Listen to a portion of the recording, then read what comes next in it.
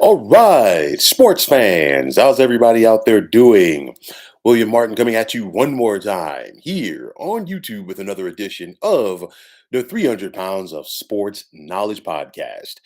Now, the 4.5 hour flight from Jacksonville to Los Angeles must have seemed like a 9 hour flight for the Los Angeles Chargers after they went out of their way to have one of the biggest postseason collapses in National Football League history.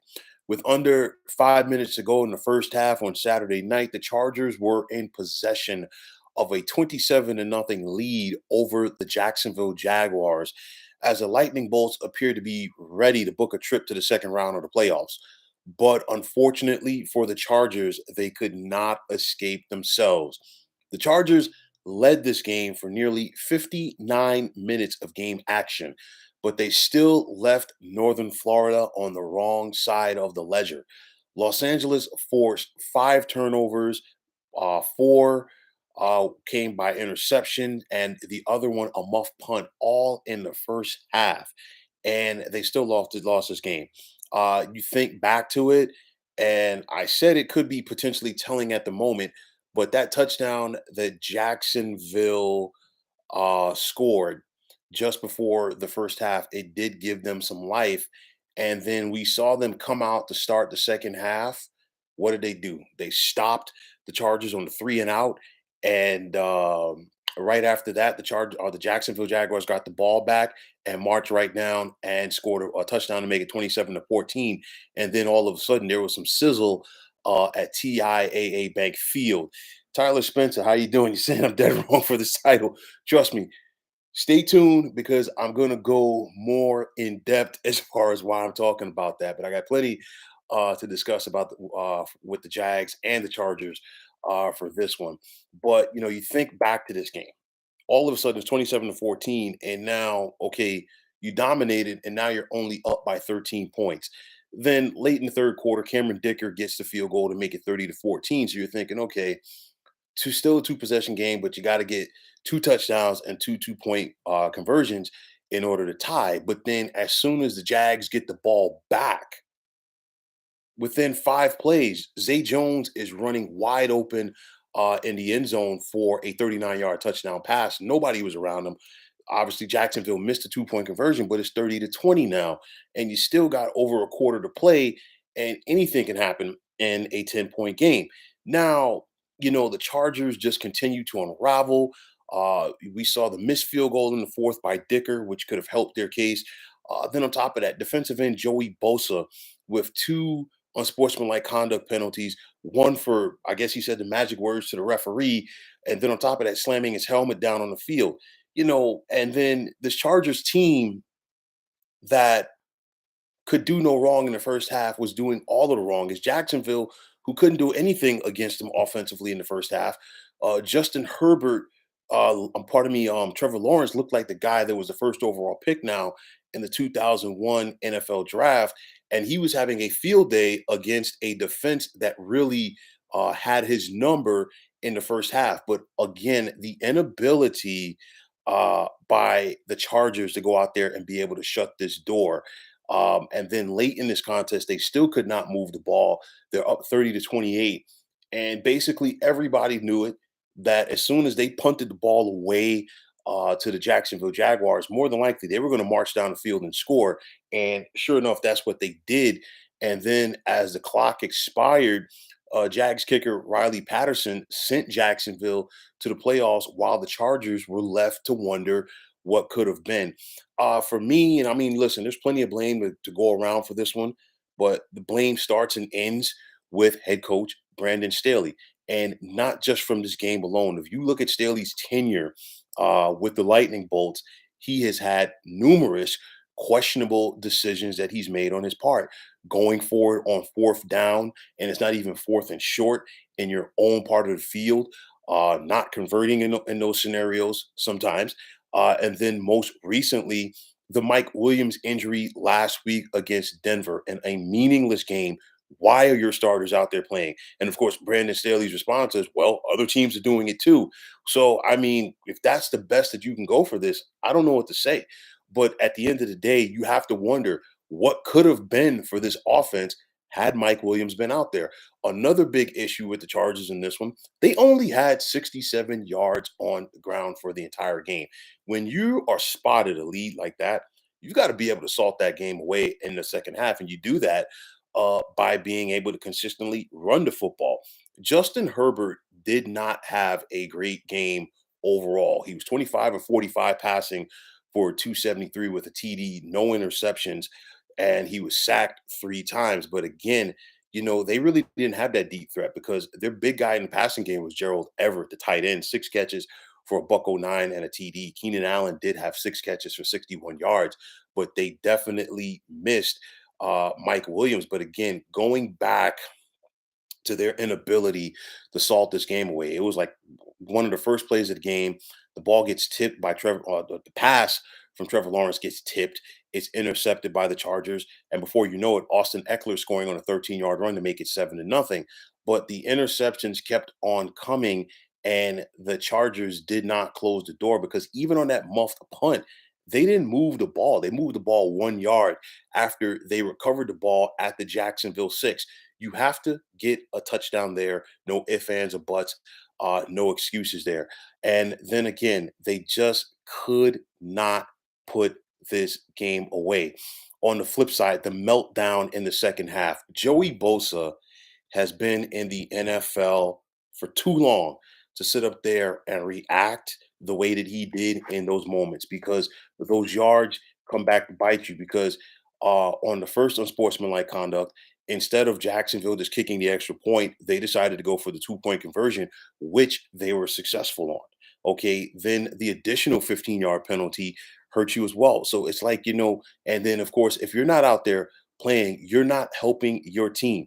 7 penalties by the Chargers in this game. And then on top of that, Jacksonville was only 2 of 10 on third down as well. So you look at it as a whole, it's like the Chargers just went out of their way to lose this game. And it's unfortunate because I say it like this: there is too much talent on this Chargers team, first and foremost, for them to not be more successful than they were. You think about it, the Chargers, they finished 3 games behind the Kansas City Chiefs, pardon me, 4 games behind the Kansas City Chiefs for the top spot in the AFC West. And the Chargers have the talent, and you can make the case from 1 to 53. They have more talent than Kansas City on their roster. But at the end of the day, the Chiefs, the difference between the Chiefs and Chargers, and it's like the Chiefs and other good teams as well, what teams like the Chiefs do, they know how to take care of their business, meaning they beat the teams that they're supposed to beat. They don't have questionable losses like the Chargers have had and continue to have, because guess what? Those questionable losses against teams that you should beat always come back to bite you in the bag or in the rear end, rather. And it's one of those where Kansas City took care of their business. That's why they won this division, and they won it going away for that part.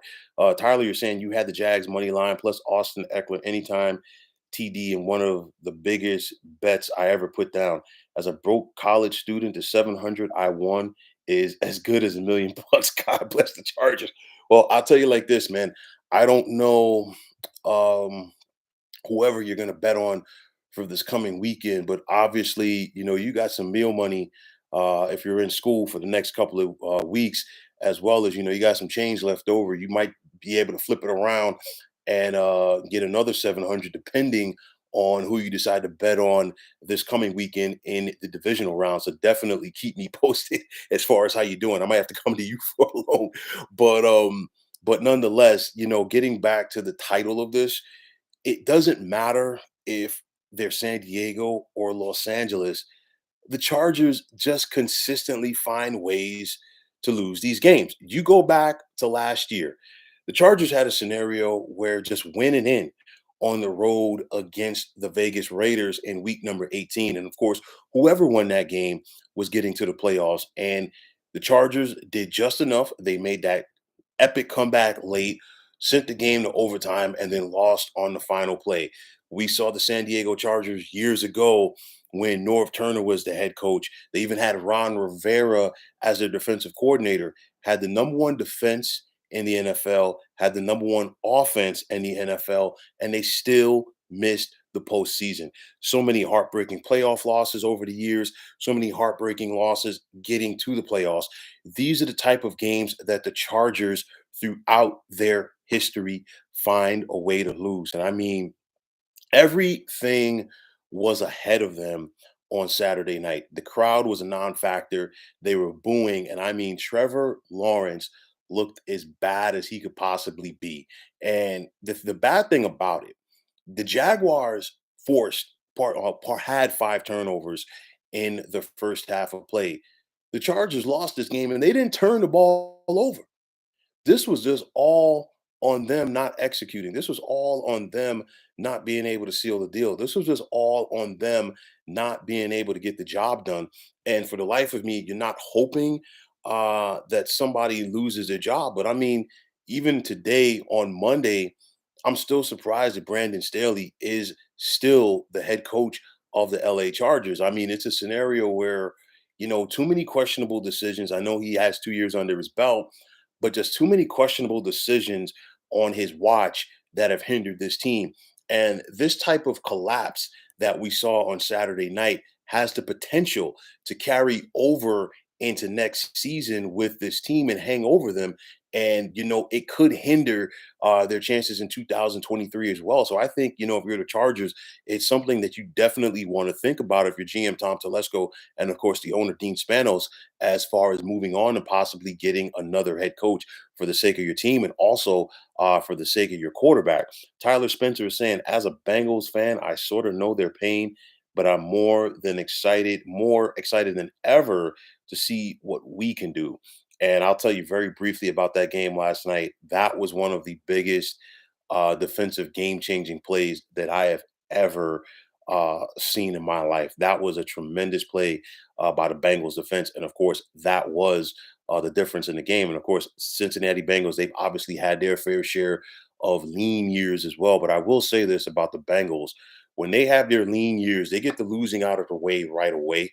So they don't leave anything to chance. So they're going to be a bad team. But when the Bengals are good like they are right now, they're obviously good, and that's going to be an epic showdown next weekend when they take on the Buffalo Bills.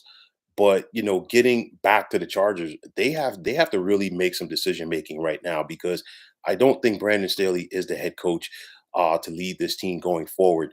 You have a dynamic young quarterback in Justin Herbert, and this guy can put up some numbers. But the bottom line is it's all about putting that team around them, and they have, and they still can't get it done. You got Khalil Mack, you got Joey Bosa, Asante Samuel Jr. on that secondary, Derwin James, Keenan Allen, Austin Eckler, Mike Williams, and this team is still one and done. But this is a scenario that we have seen throughout the history of the Chargers. The Air Coryell Chargers were littered with Hall of Famers. They still couldn't get it done. You think about LT's Chargers, littered with Pro Bowlers and Hall of Famers, still couldn't get it done. There's just something about this team that in crunch time, they just simply do not deliver. On the flip side as well, I've talked about this in the past, and I'll continue to talk about it. A guy like Justin Herbert, he fits right into the mix from the standpoint that he is the future of the quarterback position, and I talk about it so much that how it's stacked on that AFC side, where it's going to be very difficult for one quarterback to dominate just due to the fact that there are so many good quality quarterbacks on that AFC side. Just look at the divisional round. You've got Patrick Mahomes going up against Trevor Lawrence. And Patrick Mahomes is kind of like the senior guy in the room, and he's only 27 years of age. You got Josh Allen going against Joe Burrow. We still have, a Justin Herbert. Kenny Pickett of the Steelers, it looks like he has some potential as well. What's going to happen with Tua in Miami? What's going to happen with Lamar Jackson? We got to wait and see. But nonetheless, there is still so much talent at that quarterback position on the AFC side, and it's all under the age of 30. So if you're the Chargers, you have to find a way to keep up with the Joneses, if you will. You have a stacked roster, but still, at the end of the day, when the rubber meets the road, you have to go out there and execute. They did it for about a quarter and a half, but at the end of the day, it still was not good enough. And if you're the Chargers, what can you say? This loss is probably going to hang over your team in the offseason. This loss is probably going to hang over your team heading into training camp and definitely next season. And the question is, what are you going to do about it? Because until you find a way to escape that, and the best way to escape that is going out there and doing a complete 180, and you do a complete 180 by executing and taking care of your business in these moments. Comebacks do happen, don't get me wrong, but with the talent that the Chargers have, even with the Mike Williams injury, there is no reason why we should be sitting here today talking about how this team's season is over. They should be getting ready to go play the Kansas City Chiefs, but that's not the case. They're going to look back at all of the mistakes that they made in this game. And at the end of the day, all they can sit back and ask themselves is, what could have been? So, folks, that is going to wrap it up. And as always, I want to take this time out to thank you for tuning into the 300 Pounds of Sports Knowledge podcast here on YouTube. I want to take this time out to thank all of you fine folks out there for tuning in. And if you have not already, please feel free to subscribe to this channel. Now, if you're on Twitter, please feel free to follow me at 300 Pounds of Sports. And like I always say, if you follow me, it will be my pleasure to follow you right back. There's also the sports discussion group on Facebook at the Sports Depot 365. Now, you can check it out, drop a line, and be a part of the better sports debating, one of the better sports debating sites going on social media. Tyler says if they somehow won the Super Bowl next year, it would feel like when UVA lost as a number one seed and then won March Madness next year. Great steam, though. Keep it up. Definitely appreciate your support as always, Tyler, because I've had you chimed in before, and I definitely appreciate it. The Chargers, I think they're still going to be in that mix, yes. But I still think, my opinion, they need a new voice in that room because it's just in those clutch moments. This team under Brandon Staley just doesn't get it done. For me, there's too much talent there. That's the thing. Justin Herbert, you know, is the real deal. He did not have a great game. And let's not get away from that. He did not have a great game. And this team overall did not have a great four quarters. I mean, defensively, the Chargers dominated the first half defensively. But in the second half, it was all forgotten because as good as they were in the first half defensively, they couldn't do anything to Trevor Lawrence. He did a complete 180, great adjustments by Jags head coach Doug Peterson.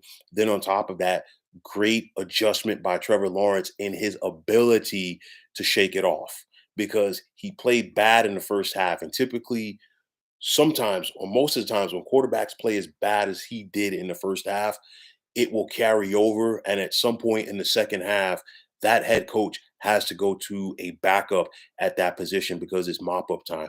No, this kid never gave up on himself and his team never gave up on him. And again, I can't harp on it enough.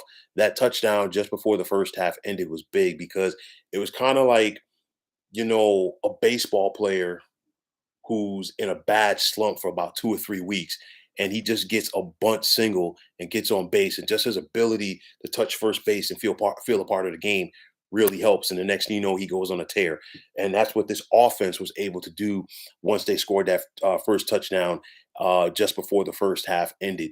So from that standpoint, the Chargers, they did not seize the moment because they're like, you know what, this guy's getting going now.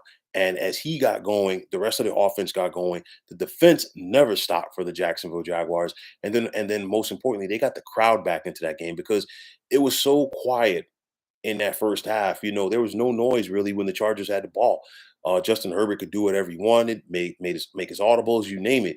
But when that crowd got going at TIAA Bank Field, forget about it. And then before you knew it, the Chargers were in trouble. And then, like I said, they were on the wrong side of the ledger. So yeah, they'll have a shot next year, but I think it still is going to come down to who is the head coach, who is the voice for this team, because I really do feel like there is going to be some carryover for the Chargers in the next season. And of course, anytime they have a bad moment, the questioning is going to start coming forth from both the fans and media alike. So let's see what the Chargers can do. A bad way for them to finish their season, and now the off season has begun for them more prematurely than expected.